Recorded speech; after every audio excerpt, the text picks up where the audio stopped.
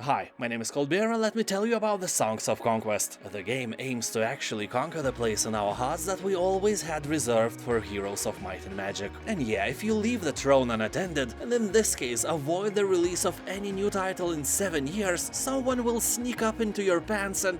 Wait, that's another story. Anyway, someone will try to sit on that throne sooner or later. Well, to be honest, King's Bounty 2 tried to do that last year, but at the moment of creating this video, about 40% of the game's reviews on Steam are negative, so I'm glad I never bought it. Bullet dodged. Whew. Also, they have never offered me a game key, even though I have a huge crowd of Heroes of Might and Magic lovers on my channel. Anyway, Songs of Conquest actually aimed at the most legendary Heroes of Might and Magic game, the third part. That's why our hairs of nostalgia are tingling so hard. But obviously, if you are wrestling with the kings, you must have the hairiest balls. What? That's a common saying in Colbieristan. So, do Songs of Conquest have balls so large and hairy they could actually take down Heroes of Might and Magic free? The game is undoubtedly beautiful. It is entirely handmade. Every unit, every building, dwelling or monster is a result of an artist sitting and putting down the pixels one by one. So basically, the art style is the greatest strength of Songs of Conquest, but at the same time it is also a weakness. The resolution they chose is slightly worse than I would like to, so sometimes it is hard to distinguish between various details. Let's take this Spidey thingy. It took me a while to notice 2 frogs sitting in a basket. Also, when I played the game, I couldn't shake the feeling that it lacked sharpness. You know, it's filled with small objects and you instinctively wish for them to have a better resolution so you could investigate them, but it's pixel art. That ain't gonna happen. Although the game has the ability to zoom in with the camera, but that just makes things even worse. Anyway, despite that, the game is really beautiful and I am really impressed by all this work they have done here. This whole game is like an art piece and it's really easy on the eye. You will find 4 different factions with a nice variety of units to build. So far, I like the swamp creatures the most with all the creepy crawlies, frog people and shamans. But in general, all the factions are really nice, detailed and unique. The main difference from Heroes of Might and Magic is that here you will build your town on an actual ground, just like in many RTS games, instead of transporting yourself into a separate window with your town panorama. I can honestly say that even if this is a smart and more gameplay-friendly idea, I miss those separate town windows with different music and ever-changing landscapes as you build more and more stuff in there. I think that not implementing something like this is a mistake. Town windows in Heroes of Might and Magic are a huge part of the game. They help you to expand the world beyond 2D setting by using your own imagination. Tell me, how many times you were imagining about actually visiting Rampart? It's like a place from Harry Potter and Lord of the Rings combined. It was and is awesome. And you will not find anything like that in Songs of Conquest. That's a shame. Here is how it actually works. You have your main castle and you can upgrade it. Castle have 5 tiers in total, and every time you upgrade you get a few more slots for your buildings. And you can only build on those slots, nowhere else. So in general that means that you can't build all the buildings. You have to choose wisely what you want. But that also implements the whole new plane of strategy Heroes of Might and Magic doesn't have, because you can sell your buildings and then construct something different in the old place. Just imagine, you have a stone pit and a sawmill, and both of them generate 1 stone and 1 wood every round, which is equivalent to days in Heroes of Might and Magic. But if suddenly you are in heavy need of stone, you can sell the sawmill and build another stone pit. You see where I'm going, right? Also, when you have no money, just like in real life, and you see an enemy incoming, you can sell a building or 2 and buy some units to defend your city and thus not lose the game. I can see various strategies and meta gameplay unfolding in various tournaments all over the world in the future. Well, except if they manage to upset the players, and that is possible. As I write this text, the game isn't released, but I can see DLC on Steam already, where you get some new colors, pets for your hero and so on. And that is just unfair. I think that to take stuff from your finished game and to sell it as a separate stuff is a bit disrespectful for your fans, especially when you call it the supporter pack. We are supporting your game by buying it already. What are you even talking about? Support us more!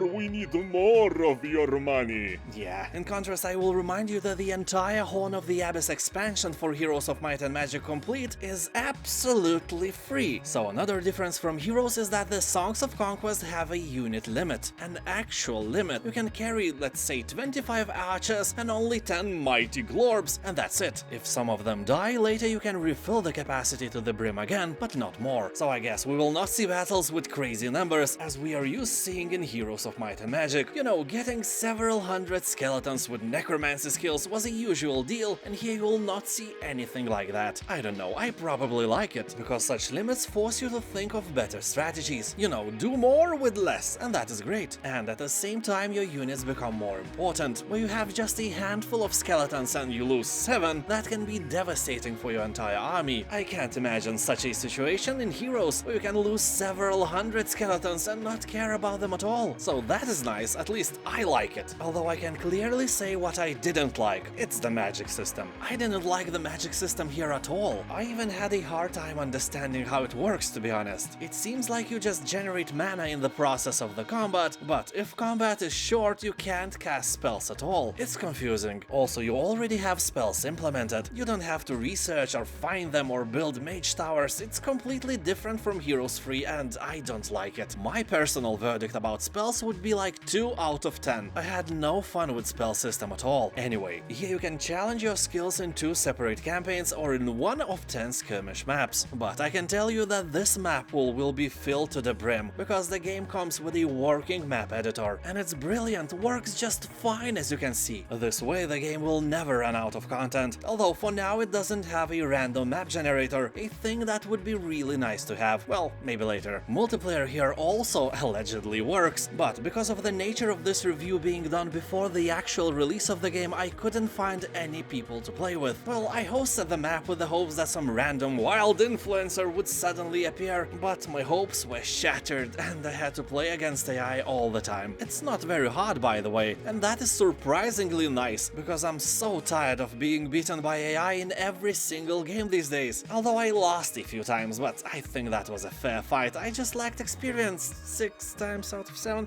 Anyway, Songs of Conquest seems like a very nice game. I played it for several hours and I can say that I could give it about 8 vodkas out of 10. That's a lot, and it's also in early access, so the bright future awaits this game, I have no doubts. Unless they start heavy play with endless DLCs. Then Songs of Conquest will earn some nice money at first and then just die as a game, as many games did. Let's hope that won't happen. You can buy the game by clicking on the link in the description below. This review is not sponsored in any way, I just shamelessly put my affiliate GOG link in there. If you buy Songs of Conquest using my link, I will get a few cents from every purchase, and in that way you will help my channel as well. Thank you very much for watching, have a nice day, and I'll see you next time. Bye.